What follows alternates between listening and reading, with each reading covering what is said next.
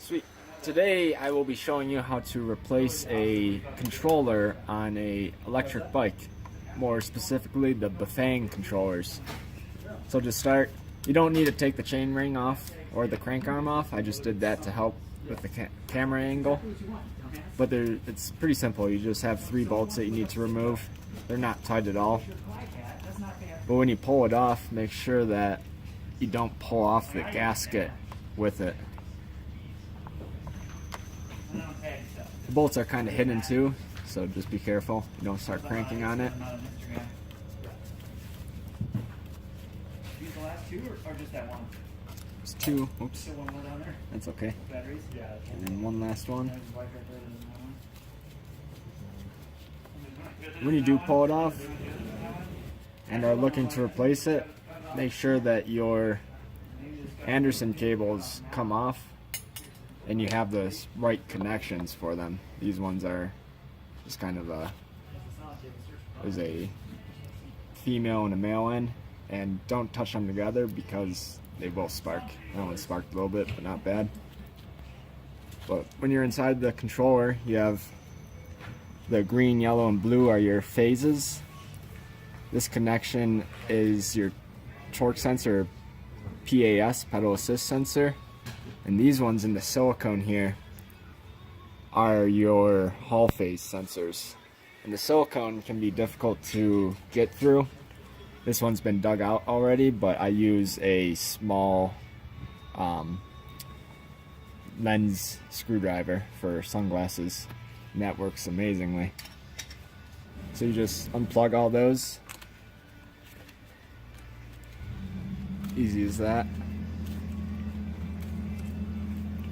Then you can pull the wires out from the back here if you so wish. That one pulled up by himself, but the only one that's really connected well is your pedal sensor or your speedometers. And then once you get those apart, grab yourself a new one. And I like to plug all these connections in before I plug in any of the other connections. Just match your colors up, yellow, blue to blue, and green to green. And the silicone plug, I like to put that in last just because it doesn't really connect well inside of there. It's actually ideal to re-silicone it back into place, but the pin or the release button will always face down when you put it in. And this is probably the most tricky part, is to very gingerly push all the wires into the motor while you're putting the controller back on. You'll have some resistance. You're gonna stand up for this. Really, the key is to not pinch any of the wires, so you can get one in, or line one up.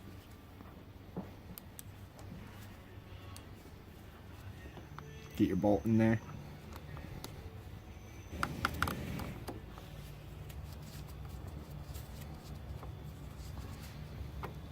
Sometimes you have to give it a little extra pressure to get past that gasket. Make sure it's not going in crooked.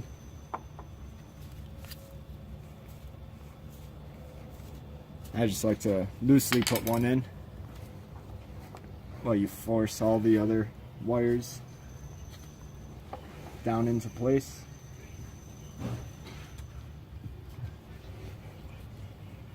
Find the screws that I dropped.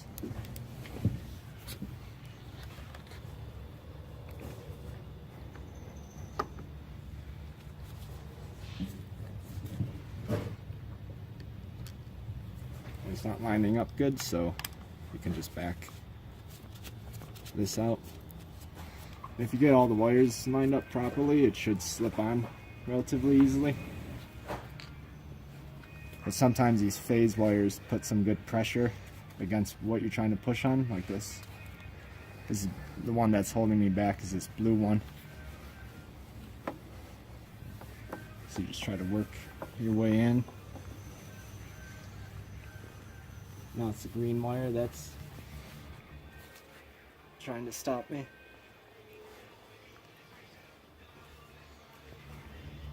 And repeat the process. This top bolt will always be the easiest to get in.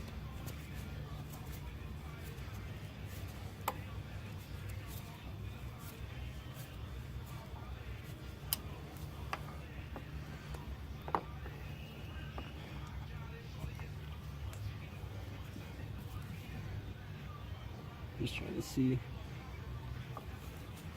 what my blockage is. Here we go. And this bottom one.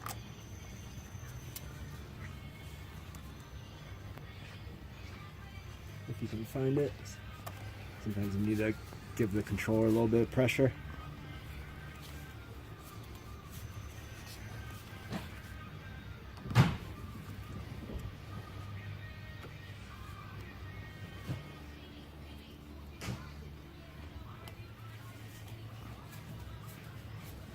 There we go. You don't want to tighten it all the way until you get all 3 screws in, or bolts, my bad. Then just give it one final check. Make sure there's no wires sticking around the gaskets so you don't pinch anything. Especially one of those phase wires, since there is a good amount of voltage in those. It can short out on the frame or any metal showing.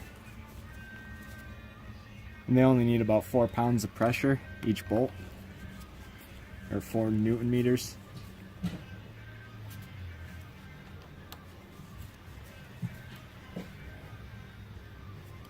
You got yourself a controller, and then all you have to do is plug her back in. And this one with 2 pins is for a temperature sensor if you so wish to set one up yourself. Other than that, you just plug it all back in, color coded, and you shove it back up into the frame.